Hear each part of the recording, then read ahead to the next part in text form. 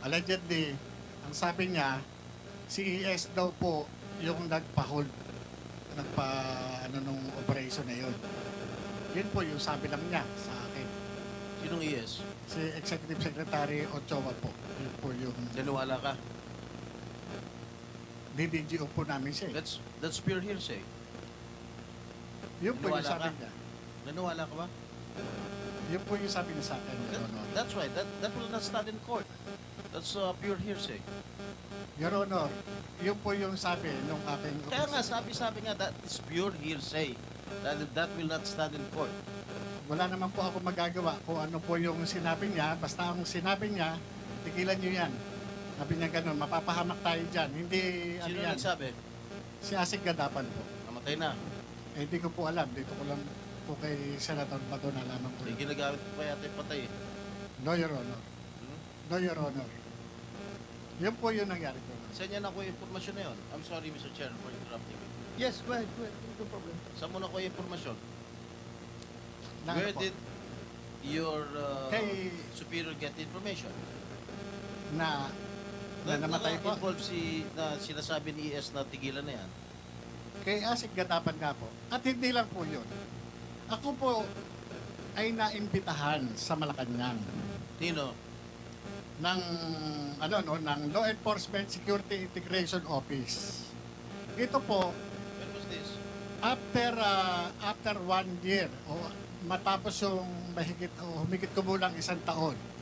Ito po ay kung di ako nagkakamali, July 2013. Ako po ay pinatawag sa Malacanang. Nagtataka po ako, nagpatawag sa'yo? si Attorney Serapio, Police Director Felizardo Serapio Jr. ng Law Enforcement Security Integration Office ng Malacanang sa Mabini Hall po. Ngayon po, pinatawag po ako doon ni Attorney Serapio sa Malacanang. Pinadala sa akin yung mga dokumento at iba pang holdings. Correction. Your Honor. General Serapio, hindi siya attorney. Ako ko lang, abogado siya, pero as para sa inuhim, hindi siya abogado. General Serapio, yung Liceo chief during the time of President Aquino. Felizardo Serapio po. Felizardo Serapio, Opo. class 78. Yan po ay nagpatawag sa akin. Ngayon po, nung pinatawag ako po doon, nag-report po ako doon. Dala-dala ko yung ilang dokumento at yung PowerPoint presentation. Nag-present po ako doon ng humigit kumulang sa 4 na oras. Kung pwede po natin ma-check doon na ako ay nagpunta mismo doon sa lesyo na yon. Kung saan, i-report ko, i-brief ko sila doon sa mga ongoing projects na ginagawa namin. Pati yung mga hindi natuloy o pinigil na mga operasyon ng PIDEA. Nagtataka ako, bakit ako ang pinatawag? Ordinaryong ahente lamang po ako ng PIDEA. Bakit hindi yung director ko o yung director general ng PIDEA? Doon Why? po ako Why? nagtataka doon. Why? Dahil po, nung panahon na yon, nung nagkaroon po ng yung sobra na yung ginagawa ng PIDEA, pipipigil sa amin na hindi pagtatrabaho. Inilabas ko po ito sa public. Nilabas ko po sa media yan. Kung di ako nagkakamali, 2013 po yan. Nandiyan naman po sa YouTube yan. Ano yung nilabas mo? Yung pong incompetence ng PIDEA, bakit ito wala nang nahuhuling malalaki? Samantala, yung mga hinuhuli namin, ito po yung mga based doon sa mga case operational plan na talagang ginastusan ng gobyerno. Bakit parang namimili noon sa mga trabaho? Bakit sinusuppress yung aming mga yung mga tungkulin namin? Biruin nyo. Nilagay kami ro sa likod ng PIDEA doon sa squatters area na ang hinuhuli namin malalaking drug trafficker. Ang pinahuhuli na lamang sa amin, piso-piso. Eh ano ang sabi sa akin sa Malacanang? Eh wala naman yung mga hinuli nyo eh. Puro mga gawa-gawa nyo lang yan eh. Matitinong mga inchik yung mga hinuli nyo eh. Pero pinakita ko sa kanila sa briefing, dala-dala ko yung record ng Anti-Money Laundering Council ang nakapirma, Central Bank Governor, Security Exchange Commission, at saka yung Insurance Commission. Tatlo yan. Tatlo yung nakapirma na yan. Nandun sa AMLAC document. At ito, sa 200 billion po na financial investigation na kinandak namin sa tulong ng AMLAC, 200 billion po, 200 billion pesos po yung accumulated na pondo na naiipon ng drug lord. Ang inabot na lamang po ng AMLAC dun sa asset preservation order is 130.4 million na lamang po.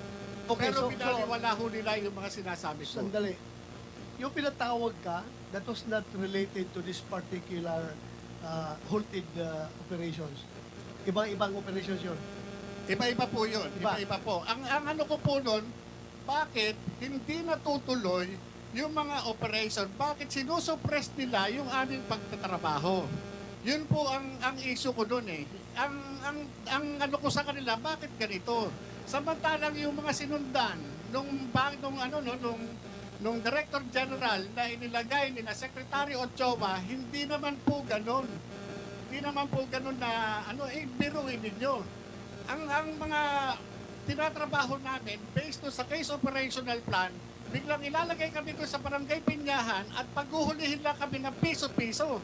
Pag nahulin mo yung pusher, wala kang karapatan i-follow up ito. Kayo, Your Honor, galing kayo sa law enforcement. Pag nakahuli ka, pataas hubad, di ba? Pataas na hubad, di ba yung trabaho natin? Eto, pag nahuli mo, tuldo ka na dyan. Wala ka ng karapatan i-follow up yan. Ganun po yung nangyari sa amin noon. Meron kang sinabi dito that yung pinatawag ka ni General Felizardo Serapio ng Lisio sa Malacanang. Nakalagay doon sa invitation, the Honorable Executive Secretary Paquito N. Ochoa Jr. has instructed this office to discuss with you the allegations you have publicly aired against the PDEA and its leadership. So ito na yung sinasabi mo ngayon. Ito po yung letter mismo ng Malacanang sa akin. But before we continue, I would like to acknowledge the presence of Senator Mark Villar. Thank you for joining us. So, sabi mo pa, pinagalitan ka doon sa meeting na yun. Yes, Your Honor. Hindi totoong mga drug lord ang nahuli nyo. Yes, Your Honor. Yun po.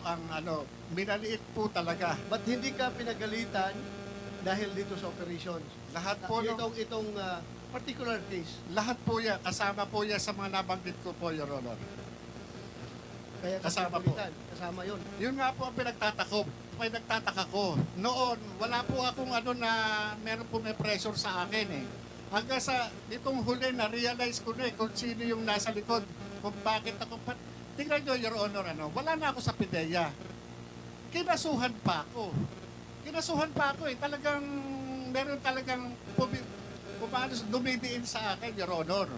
Ito lang, November 30, March sinarban ako ng 2 warrant. Hindi ko nga alam na may kaso ako eh. Naandyan yung complainant, Your Honor, nandito sa harap ninyo, si Atty. Del Valle. Pinailan ako ng violation ng Section 91 and 92. Kahit wala siyang personal knowledge dun sa commission ng offense, tumayo sa complainant. Bakit? Anong sabi niya sa akin?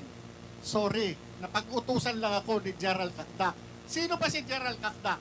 Ito ay tao. Siya ang nilagay ni Secretary Ochoa doon sa PDEA after ni Gerald Gutierrez. Nga noon po, Your Honor, hindi ko po iniisip kung sino-sino ito mga nasa likod na ito. Kung sino pumipintaw sa akin.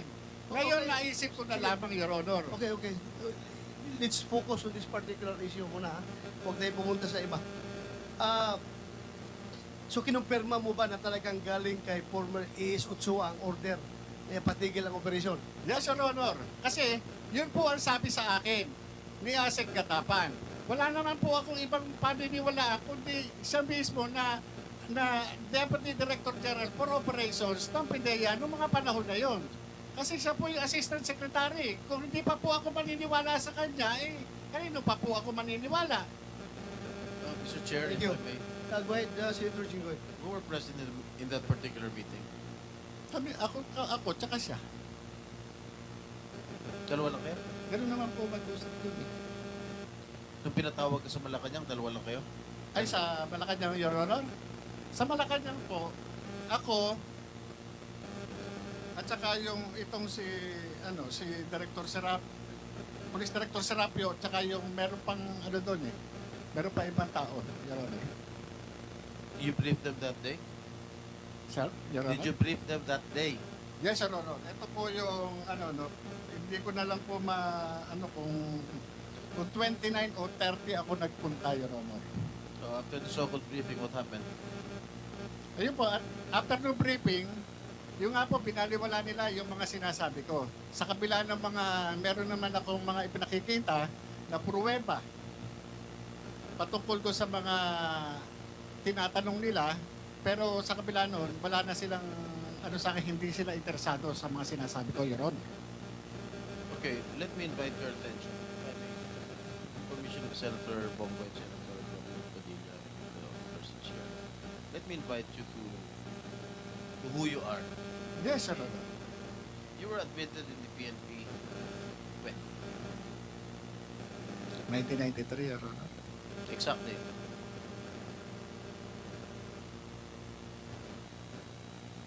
Hindi ko na... Di mo alam. 1993, Kailan ka natanggal? saan, Your Honor? Ha? Saan po, Your Honor? From the service. Sa PIDEA po. PNP. Sa PNP po, yung sinasabi po ni General Lasso, Just answer my question. Kailan ka natanggal? When were you dropped from the rolls of the Philippine National Police? matrap po ako, hindi ko na po matandaan, Your Honor, wala po sa akin yung dokumento ngayon. Unless, Your Honor, Ilan taon ka nandito po nagservisyo yun. sa police? More or less 16 or 17, Your Honor. 17 years? According to the information that I have received, you were dropped from the PNP on April 25, 1994.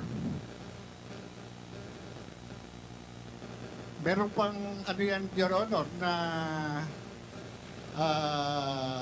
restored yan, wait, Your wait, Honor. wait. You were admitted, you said you told us 1993. Correct? Admitted in the PNP. Yes, Your Honor. Yes, Your Honor. You were dropped from the PNP role on 1994, the same month. Na-restore. What? Hindi po ako, hindi po ako familiar doon sa date. Kung tatanungin niyo po sa akin yung exact date, wala po sa akin yung eksaktong dokumento. Your Honor. Hindi mo alam kung kailan ka natanggal sa serbisyo? Your Honor, yung ganyang, hindi, kailangan ko sa dokumento. Your Honor, Ako alam ko kung kailan ako nakulong eh. yun po, Your Honor, sa inyo, Kung no? hindi mo alam kung kailan ka na-drop sa PNP, Totoo po, kasi kung pagbabasihan po natin ang dokumento, Your Honor, kalokohan yan. Your Honor, ang pagsagot kahit saan mang pleading, Your Honor, bumabase ako doon sa dokumento, Your Honor. Hindi lahat ng pagkakataon, Your Honor, makakabisado ko yung mga dokumentong matagal nang nakalipas. Kung ano man yung pangyayari ng matagal nang nakalipas, hindi lahat po yun makakabisado ko o maaalala ko. Depende po, kung meron po akong reference na document, maaari ko po kayong masagot ng diretso, Your Honor. Alam mo, imposible hindi mo alam kung... Alam mo nga kung kailan ka na-admit sa PNP, di mo alam kung kailan ka na-dismiss. Your Honor, Oh, sandali lang. Alam Yes. mo na na-admit ka noong 1993, hindi mo alam kung kailan ka na-dismiss sa PNP. Your Honor, The following year na-dismiss ka na. Your Honor, yung sinasabi nyo drop, magkaiba po yung drop doon sa dismissal. Okay, you were dismissed a few months after, 1994 din. Your From Honor, service. Your Honor, yan pong ng PNP na yan, na-restore po ako sa full duty status.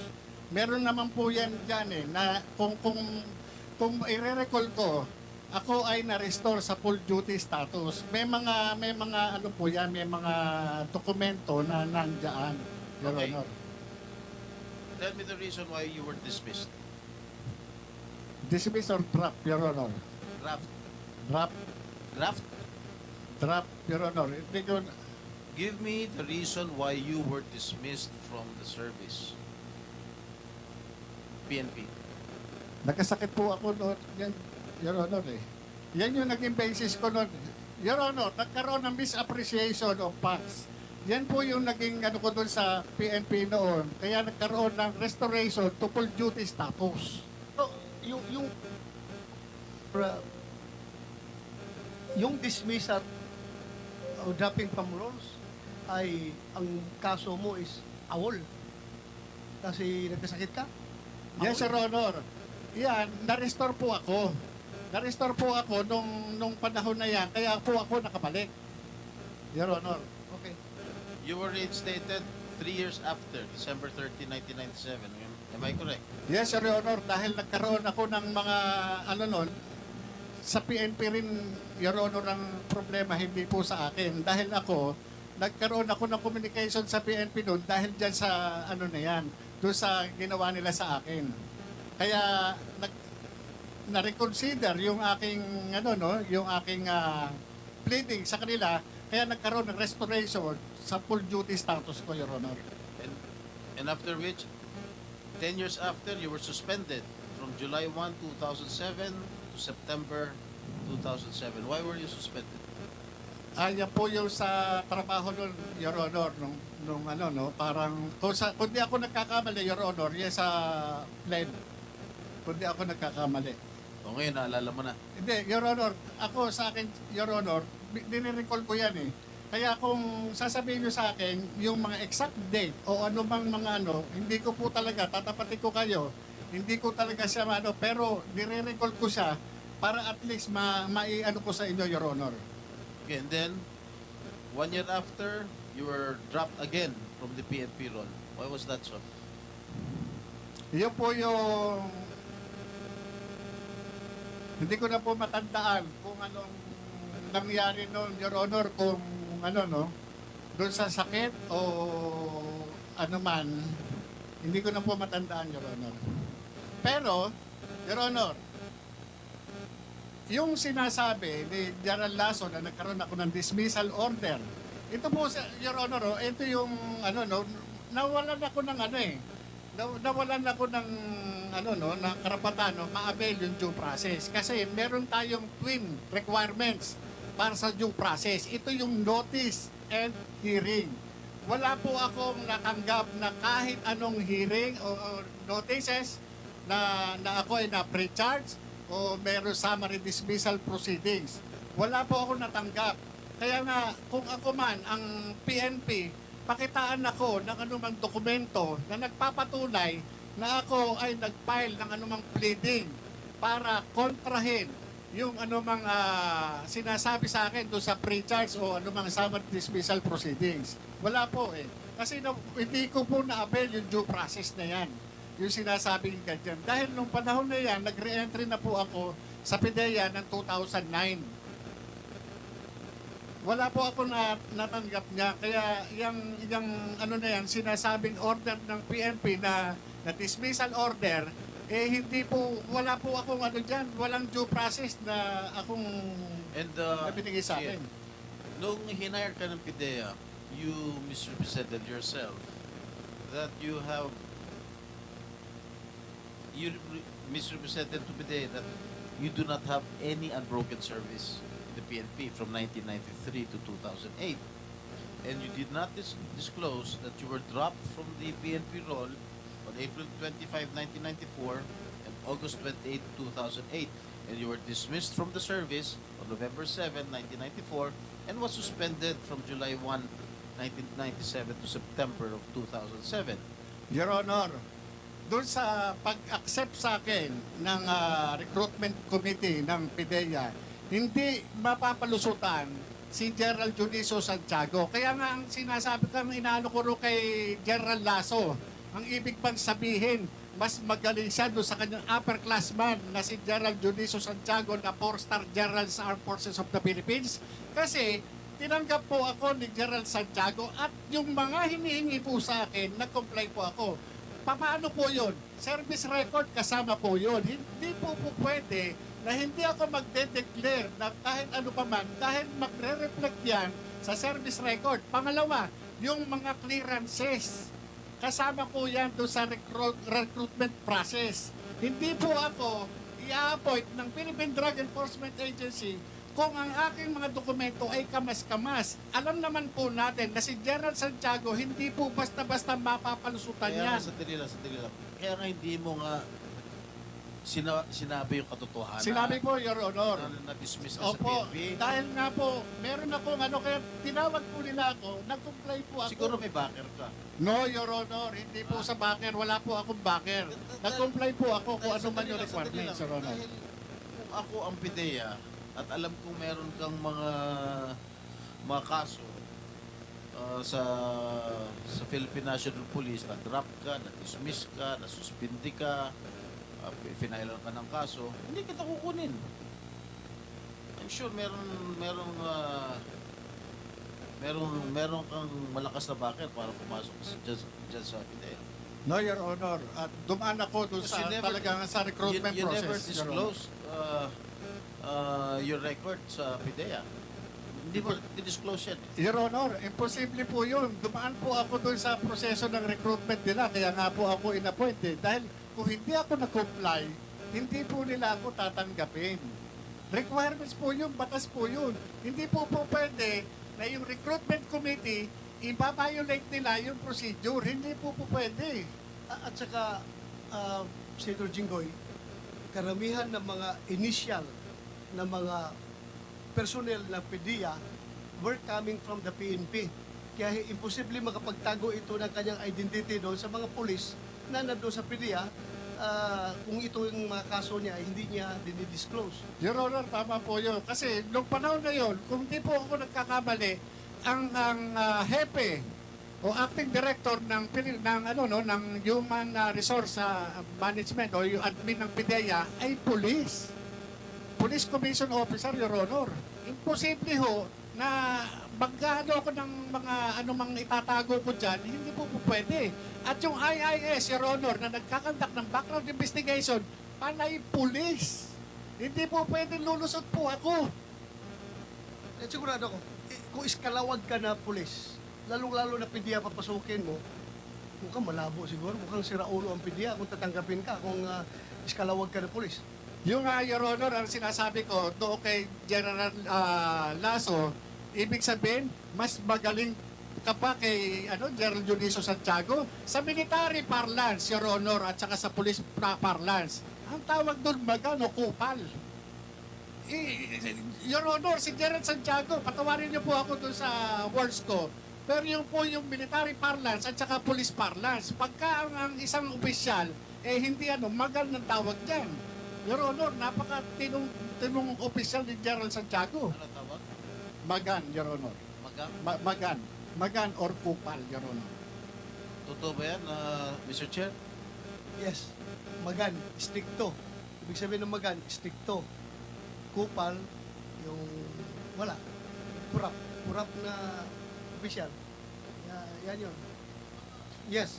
Your Honor, after nung 30 April, Your Honor, may nagpunta sa akin sa bahay. Ito po ay inaayos ako. Allegedly, by the camp of a certain James Kumar and Lisa Marcos through a common friend named Eric Santiago alias Picoy. Ang pagkakaalam ko po dito, taga-Napolcom po ito. At ang kapatid po nito, isang PIDEA Drug Enforcement Officer.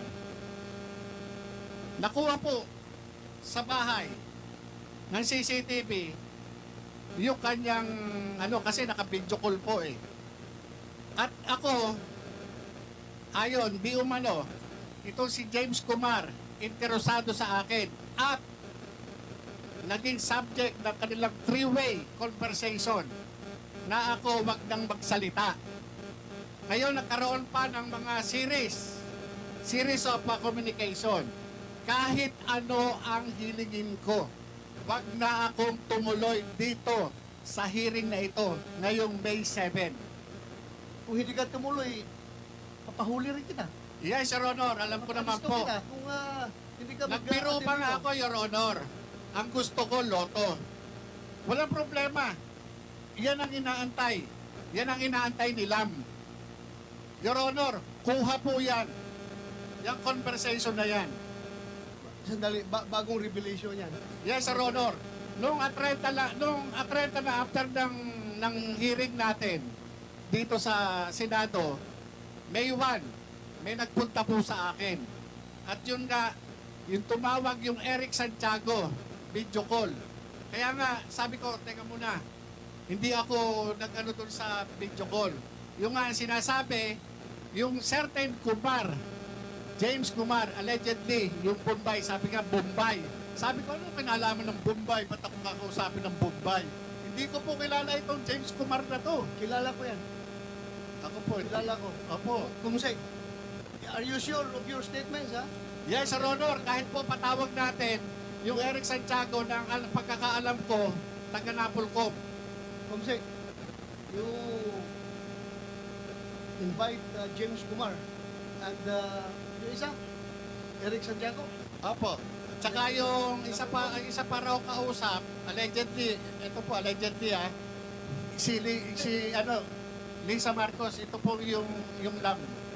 Sandali, si puro ka allegedly. Sino ang nakausap? Kasi po, yung Eric Santiago po ang nagsasabi. Sinabihan ka? Interesado. Opo, sinabihan ako na yung Kumar interesado sa akin. Personal kayo nag-usap o cellphone?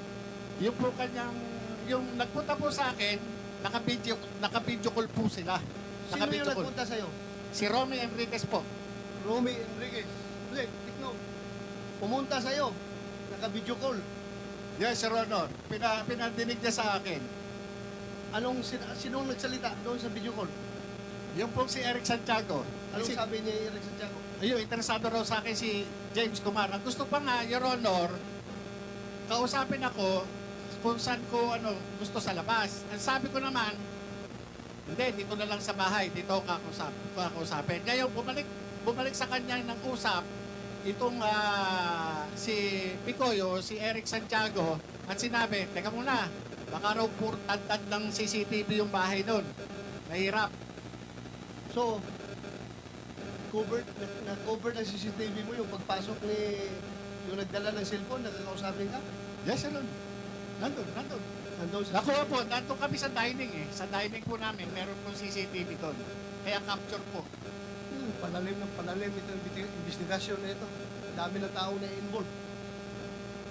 Yung nga po, no, yung ang pag, na nagulat din ako dahil after lang nung April 30 na hearing, bakit may ganun? Sabi ko, kung ito, So this happened after the hearing. after First hearing po, natin. May 1, bago po ako interviewin ng radio station to. Bali, ang interview ko noon, 11:30. So dumating ito, mga 10, past 10, o 10:25 o 10:30. Ganun po eh. So therefore, nakausap mo si James Kumar. Hindi po, yun lang yung nagsasabi na ang interesado sa akin, yung James Kumar, at ito yung ako yung naging pag-uusap nila nung nag-uusap sila na three-way. Sino Three-way. yung three-way? Nag-usap ng three-way. James Kumar, tapos yung isa pa na yung parang Lisa na yun po yung So anong pinarating sa'yo? Yung nga po, wag na magsalita. Para wag na siya magsalita. Kasi ang mangyayari dyan, papatayin yan. Kaya padre, sabi nga ganun nung kaibigan ko, hindi natin maano kung ano yung decision niya. Kasi yan, nagulat din. Nagulat siya doon sa nangyari. Lumabas yung trabaho na yan eh. Yun yung pero wala akong mapapangako sa'yo. Hindi, sabi pa nga ganun, magiging director ka. Sabi pa nga sa kanyang ganun. Director ng ano? Director siguro sa gobyerno, Your Honor. Sino magiging director? Ikaw? Yung kausap, yung nagpunta sa amin. Yung kausap Kasi, sabi niya, Sino ikaw yun? naman, yung Romy Enriquez, si Ronald. Romy Enriquez. Ngayon, Okay. ikaw naman ang handler dyan eh. Hindi. Sabi niya, hindi ako handler niyan. Yan, may sariling isip yan. Inaano nga niya, eto. Kaya niya, sabi pa nga niya, sinabihan ko yan, padre. Sinabihan ko yan to si Kuya Jonathan. Na wag nang kasi nag-uumpugan yung Duterte at saka Marcos. Baka madamay siya. Sinabihan ko yan. Yan po yung word ni Romy Enriquez doon sa CCTV. Sinabihan ko yan. Ngayon, yung si Picoy o si Eric Santiago, napaka-insisting na. Na hindi, sabi niya, natin na kaya, tulungan natin yan. tulungan natin yan. Kasi wala eh, papatayin yan. Tingnan nyo, Your Honor, yung posisyon ko Sinong na- papatayin? Ako daw. Ang nagsabi si Yung Picoy, yung Eric Santiago, Your Honor, yung, ang alam ko, taga Napolcom yun eh. Kumsek. Invite Eric Santiago. Bakit ka naman papatayin? Ay, hindi ko po alam dahil po hindi ko siguro. Kasi sa akin, sa akin lang po, trabaho lang eh.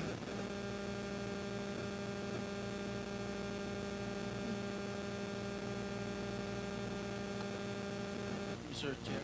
Yes, wait. Balik ko lang dun sa misrepresentable sa pagpasok sa PIDEA. That's right. Ito yung sinapit mong mga dokumento sa PIDEA. Sinasabi mo in those days, obstacle security, so on and so forth. Wala kang nilagay na you will drop PNP, you will dismiss the PNP. Your Honor, yun po yung allegation na lang ng PIDEA sa ngayon. Noong panahon po ng recruitment process, na-comply ko po lahat yan. Never wrote in the in your PDS, your personal leadership, that you were dropped from the roles of the PNP. Your Honor, You were dismissed from Your the Honor, service. merong pinasubmit sa akin, may pinakomply nga po yung PIDEA recruitment. Pinakomply po lahat sa akin. Nakomply ko po lahat yan. Ano pinakomply sa'yo? Lahat po ng mga lacking na documents. Halimbawa, lumabas sa background investigation, halimbawa, may ganito, may lacking ako. Pinakomply naman po, eto, may ganyan, alam mo ba to? Eh, hindi ko po alam. Kung ngayon, alam ko na, inayos po yan. Yung ginagawa po nila sa akin, na hinahanapan ako ng kasiraan, nagtataka po ako. Sa halip, na yung subject na sinasabi ko sa kanya, sinulatan ko po si General Lasso, Your Honor eh. Magmula nung matanggap ko yung information na yan, galing kay Mr. Dave Curioso nung April 2, nag-antay po ako ng anong mangyayari. So kaya nung wala akong matanggap na anumang paabiso galing sa PIDEA para tanungin ako, formal po akong sumulat sa PIDEA noong April 7 para po maliwanagan po kung ano man yung gusto yung nalalabuan sila. Sa katunayan, ito po yun, no?